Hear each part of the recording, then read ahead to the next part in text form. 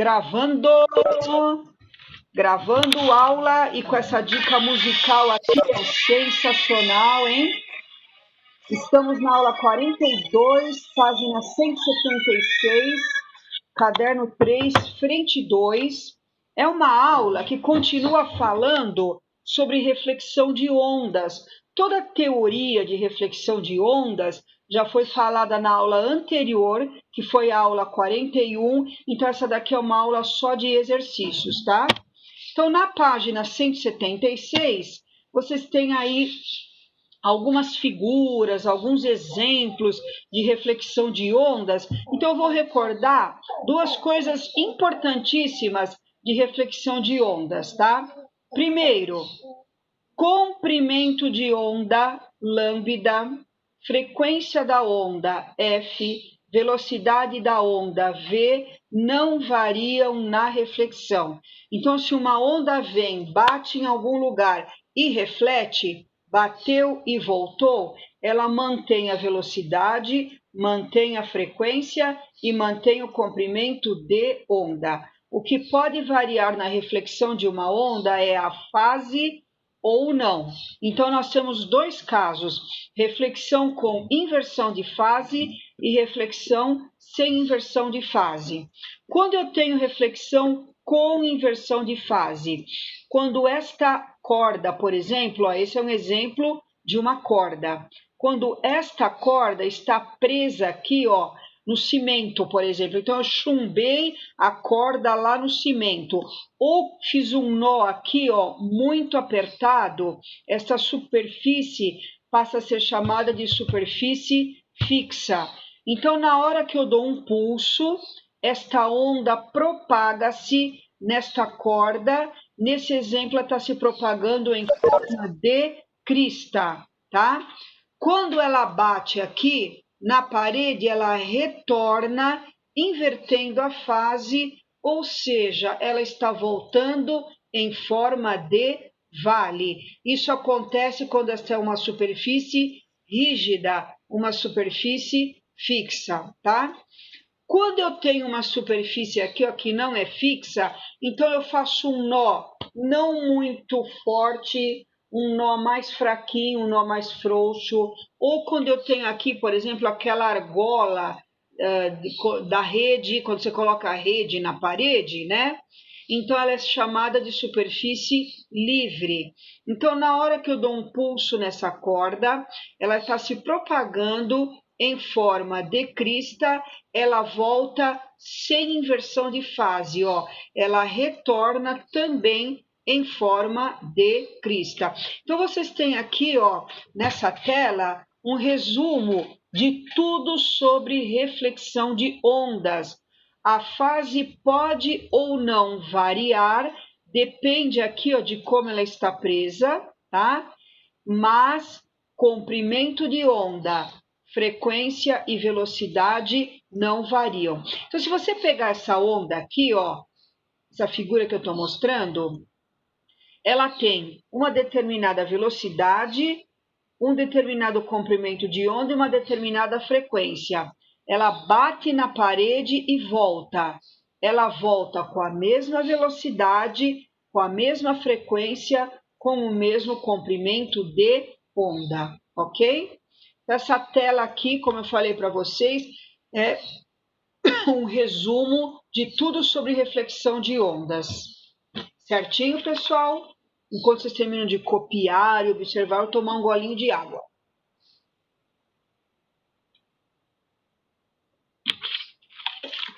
Então, vamos lá.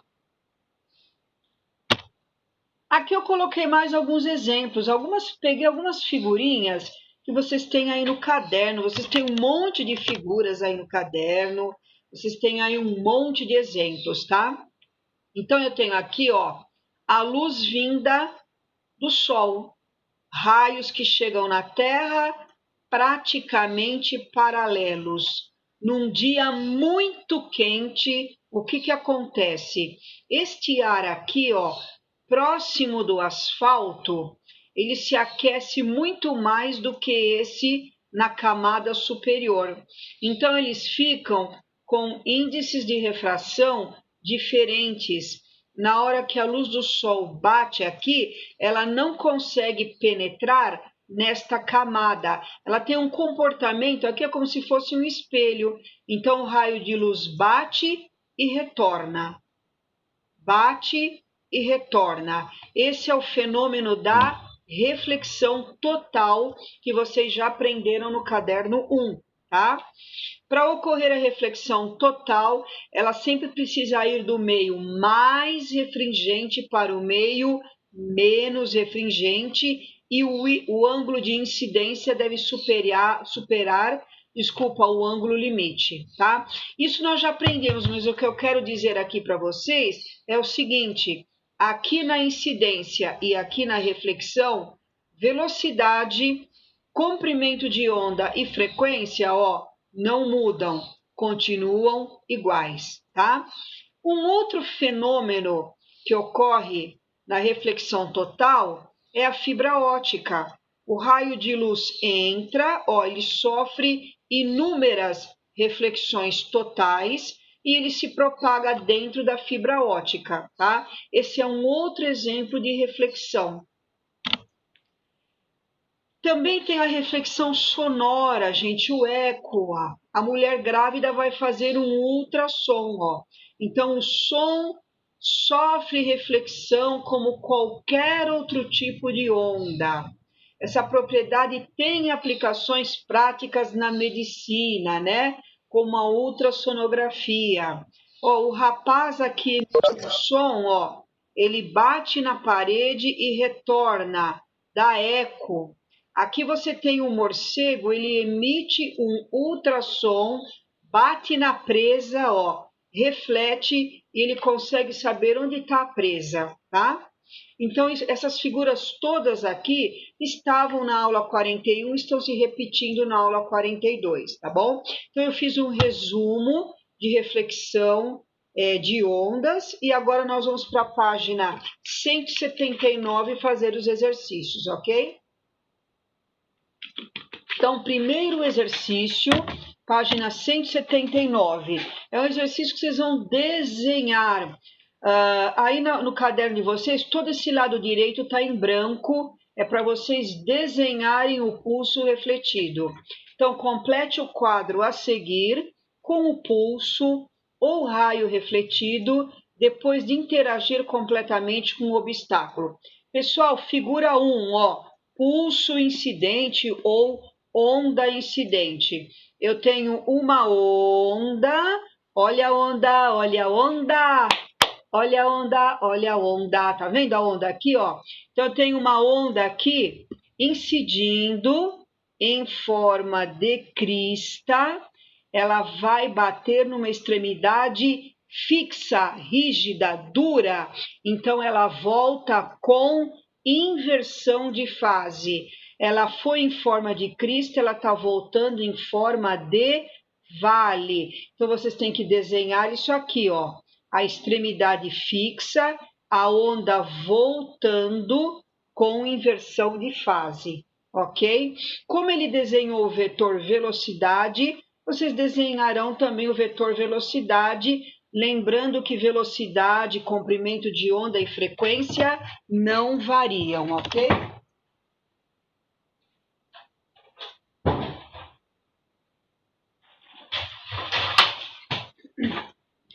Número 2, eu tenho a mesma onda se propagando na corda, só que ela chega em uma extremidade livre.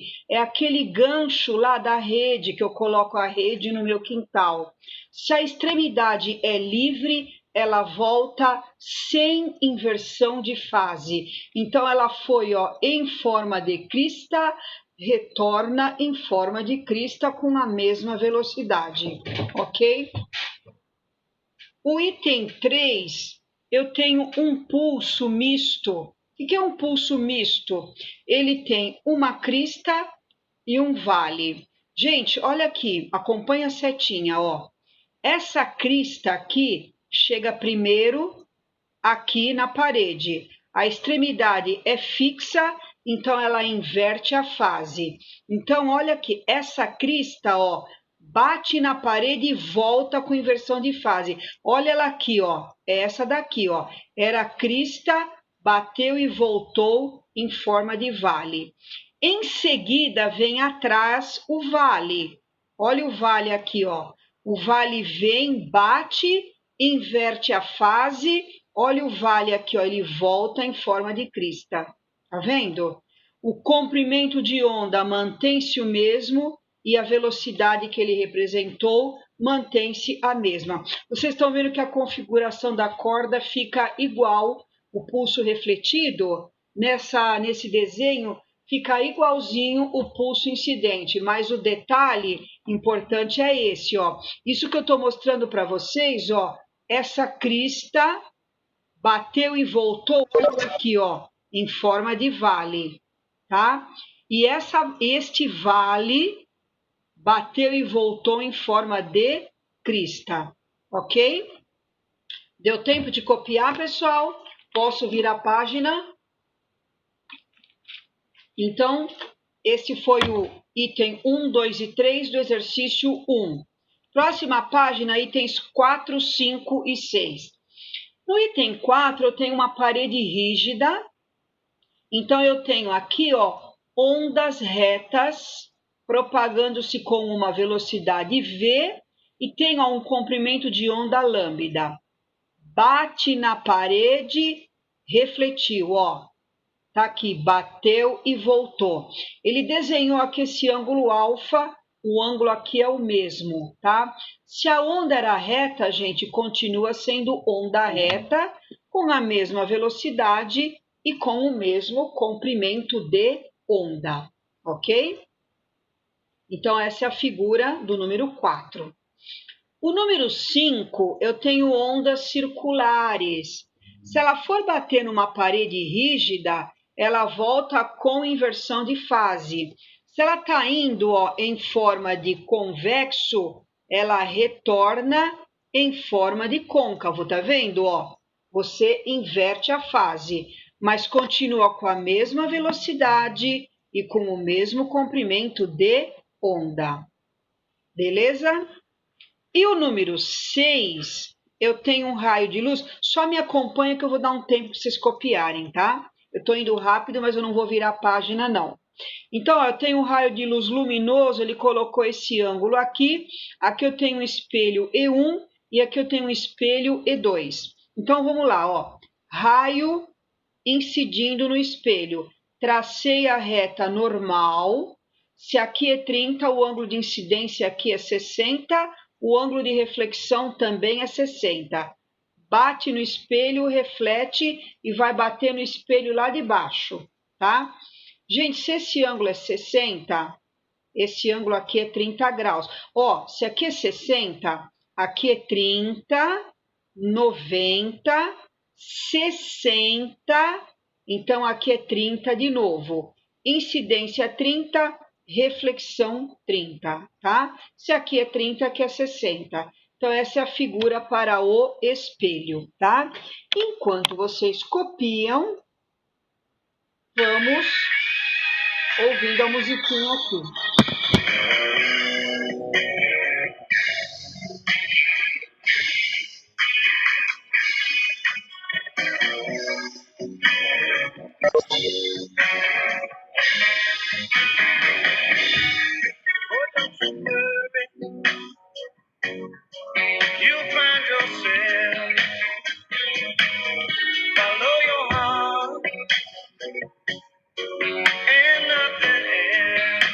Deu tempo de copiar, pessoal? Bom, qualquer coisa, eu sempre mando os slides para vocês, né? O vídeo também vai estar na sala virtual hoje. Vídeos e slides, tá? Número 2, vamos lá. Uma emissora de TV situada na cidade de Macapá, praticamente na linha do Equador, envia seus sinais por 2 vias, por satélite geoestacionário que orbita a Terra a uma altitude de 36 mil quilômetros no zênite sobre Macapá, e por fibra ótica retilínea de índice de refração absoluto 1,5. Estão vendo que eu estou grifando tudo que é importante, tá? Uma residência distante 400 quilômetros da emissora recebe o sinal via satélite e por fibra ótica com um atraso chamado delay, que é representado aqui pela letra grega lambda, tá? Desculpa, gente, gama. Sabe-se que no vácuo e também no ar, as ondas eletromagnéticas de TV se propagam com velocidade 3,10 a quinta quilômetros por segundo. Podemos afirmar que o valor mais próximo do delay é... Gente, essa letra grega aqui, ó, agora eu estou olhando de pertinho, é o sigma, tá? É uma letra grega assim, ó. Você faz assim uma bolinha embaixo, tá? É o sigma. Então vamos lá, ó. Este satélite geoestacionário, ó, peguei uma foto com satélite, olha que bonitinho, tá? A pessoa tá aqui, a casa dela tá aqui, aqui tá o sinal que a emissora manda. O sinal vai para o satélite e retorna para sua casa. Nós não vamos considerar aqui a distância da emissora até a casa da pessoa, tá? Vamos considerar ida e volta. A distância do satélite, a altitude dele, 36 quilômetros, ou desculpa, 36 mil quilômetros. Então, são 36 mil para ir, mais 36 mil para voltar. Então, ida e volta, o delta S, 72 mil quilômetros. Guarda isso daí, tá? Agora, eu vou calcular, em primeiro lugar, o tempo gasto pelo sinal via satélite. Gente, eu vou usar simplesmente V delta S sobre delta T. Multiplico em cruz, tá? E isolo delta T. Delta T, delta S sobre V. Delta S é a distância do que o sinal vai até o satélite, bate e volta. Já falei aqui em cima, ó, 72 mil quilômetros. V é a velocidade da onda. Tá aqui, ó. As ondas de TV se propagam com velocidade 3,10 a quinta quilômetros por segundo. Pessoal, 10 a quinta, 10 mil vezes 3, gente, desculpa, 10 a quinta, 100 mil vezes 3, 300 mil quilômetros por segundo. Então, esse 3, 10 a quinta eu desmembrei em 300 mil. Eu coloquei com as unidades para vocês verem que o quilômetro daqui corta com o quilômetro daqui e o meu tempo já sai em segundos. 72 mil dividido por 300 mil dá 0,24 segundos. Então, olha que lindo o exercício, quando a emissora manda o sinal, ele bate no satélite e volta, chega na tua casa em 0,24 segundos. Mas você tem também o sinal recebido por fibra ótica, tá? Ele deu aqui, ó, o índice de refração 1,5, tá? Então, primeiro eu vou calcular aqui o índice de a velocidade com que ele se propaga na fibra ótica. Então, nós vamos usar agora aqui a parte que vocês aprenderam de refração da luz. Índice de refração é a velocidade da luz no vácuo dividido pela velocidade, no caso da luz, que se propaga na fibra ótica. Eu multipliquei em cruz e isolei o V, ó, V, C sobre N. C, a velocidade da luz no vácuo, né, foi dada aqui, ó, 3,10 a quinta quilômetros por segundo. Dividido pelo índice de refração que foi dado, tá aqui, ó, 1,5. 3 dividido por 1,5, 2,10 a quinta quilômetros por segundo.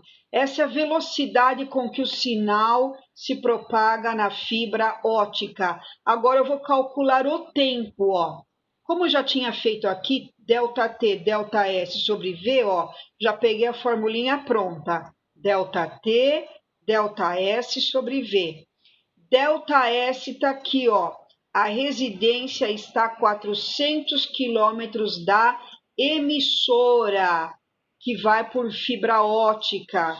Então, o ΔS, 400 quilômetros.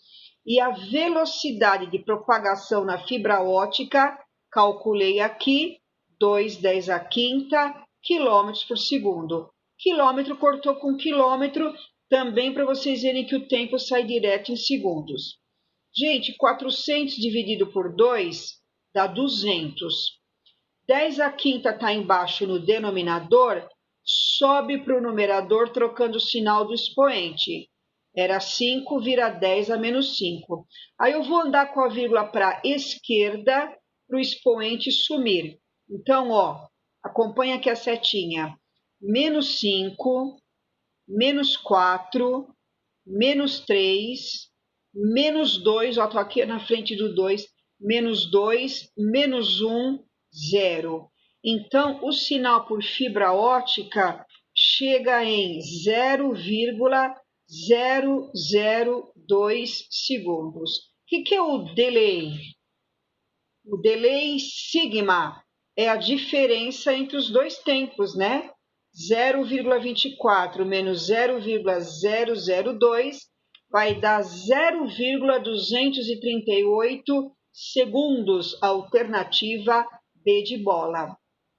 Às vezes vocês estão assistindo na casa de vocês televisão, duas televisões diferentes no mesmo canal. Você ouve às vezes o gol do seu tricolor amado do coração primeiro e na outra televisão você ouve o gol depois. É isso aqui que acontece, né? São sinais diferentes, chegam em momentos diferentes, ok? Beleza? Deu tempo de copiar, pessoal?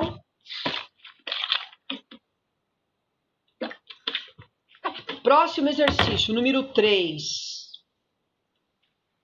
Na água salgada, a propagação de uma onda eletromagnética é rapidamente atenuada. Essa é uma das razões técnicas pelas quais as embarcações marinhas fazem frequentemente o uso de um dispositivo chamado sonar. Esse instrumento tem muita utilização na navegação, na pesca, no estudo e pesquisas do fundo dos oceanos.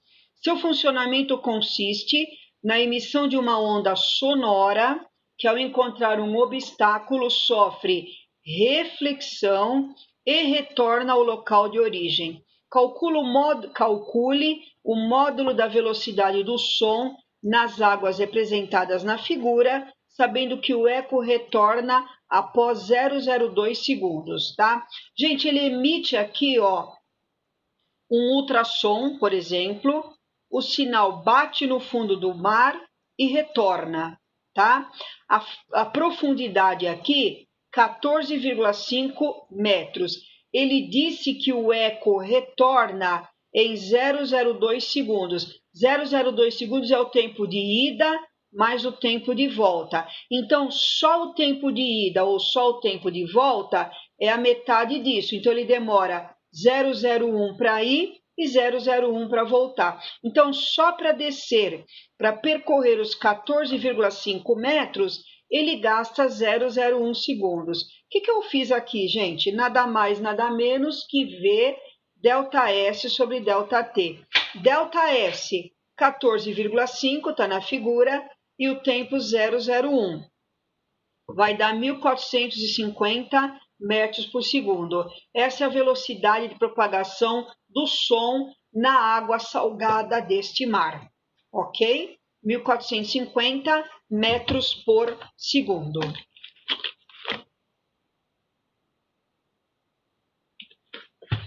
Número 4. José Paulino realizou seu grande sonho de conhecer algumas montanhas dos Andes argentinos. O Cerro Tronador, 3.354 metros de altitude, Cerro Catedral, Cerro Lopes, na região de São Carlos de Bariloche. Em um dos dias de sua viagem, colocou-se a uma distância D de um grande penhasco vertical e passou a bater palmas com frequência constante igual a 0,40 Hz. Batendo palma. Frequência constante, 0,40 Hz, tá? Gente, o que é 0,40 Hz? O que é Hertz? Hertz são ciclos por segundo. Batidas, 0,4 batidas por segundos. Isso é Hertz, tá? Ele notou que transcorrido o intervalo de tempo T, T é o período, tá? É o tempo de um ciclo completo, de uma palma completa, na verdade. Então, decorridos o intervalo de tempo T do início de sua ação, cada vez que batia as mãos, recebia o eco correspondente à batida de mãos imediatamente anterior. Admitindo que o som se propagou sem dissipação com velocidade 340, ele pede duas coisas: o período e a distância que o José Paulino estava, ok? Lembrando, período é o inverso da frequência, 1 sobre F. Então, a frequência ele deu 0,40, 1 dividido por 0,40 dá 2,5 segundos. Esta é a resposta do item A, o período 2,5 segundos, ok? Na letra B, ele quer o valor de D, tá? Então, V, velocidade, ΔS sobre ΔT. O D, a distância, que é o ΔS, ele está chamando de D, então troquei o ΔS por D. Multipliquei em cruz, D, a distância, velocidade vezes o tempo. V, velocidade, foi dado aqui, ó, 340 é a velocidade do som no local. Mas o tempo, toma cuidado, porque esse período, gente, é o tempo de um ciclo completo, vai e volta, tá? Que deu 2,5. Então, só ida ou só volta é a metade de 2,5, 1,25. 340 vezes 1,25, a distância que ele está do local, 425 metros, ok? Resposta do item B.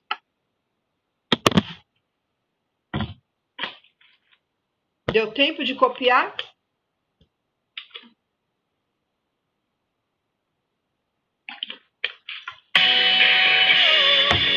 Próximo. Número 5. O processo de interpretação de imagens capturadas por sensores instaladas a bordo de satélites que imageiam determinadas faixas ou bandas do espectro de radiação eletromagnética, baseia-se na interação dessa radiação com os objetos presentes sobre a superfície terrestre. Uma das formas de avaliar essa interação é por meio da quantidade de energia refletida pelos objetos. A relação entre a refletância de um objeto e o comprimento de onda da radiação eletromagnética é conhecida como curva de comportamento espectral ou assinatura espectral do objeto, como mostrado na figura para objetos comuns na superfície terrestre. De acordo com as curvas de assinatura espectral apresentadas na figura, para que se obtenha a melhor discriminação dos alvos mostrados, convém selecionar a banda correspondente a que comprimento de onda em micrômetros. Aí, em vez de colocar o comprimento de onda em metros, ele colocou em micrômetros, tá?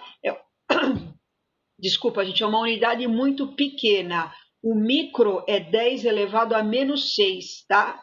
Essa letra grega mi aí, que parece um U com uma perninha maior, se chama micro, ou no caso micrômetros, tá? Seria 10 a menos 6, só para vocês terem ideia, tá? Então, veja bem, vocês têm este gráfico aqui, ó. A melhor discriminação, ó, escrevi aqui para vocês, dos alvos, ela ocorre quando os valores da refletância forem os mais distintos possíveis, isto é, quando as curvas forem mais separadas. Aqui vocês estão vendo as curvas, ó, muito juntas. Para refletir, elas precisam estar bem separadas, para eles conseguirem enxergar direito. A região que as curvas estão bem mais separadas é esta região que vai de 0,8 ó, a 0,9 micrômetros. 0,8 a 0,9 está ó, aqui na alternativa E. Então, o número 4, alternativa E. Se vocês quiserem copiar aí a explicação, né? Alternativa E é a alternativa correta, ok?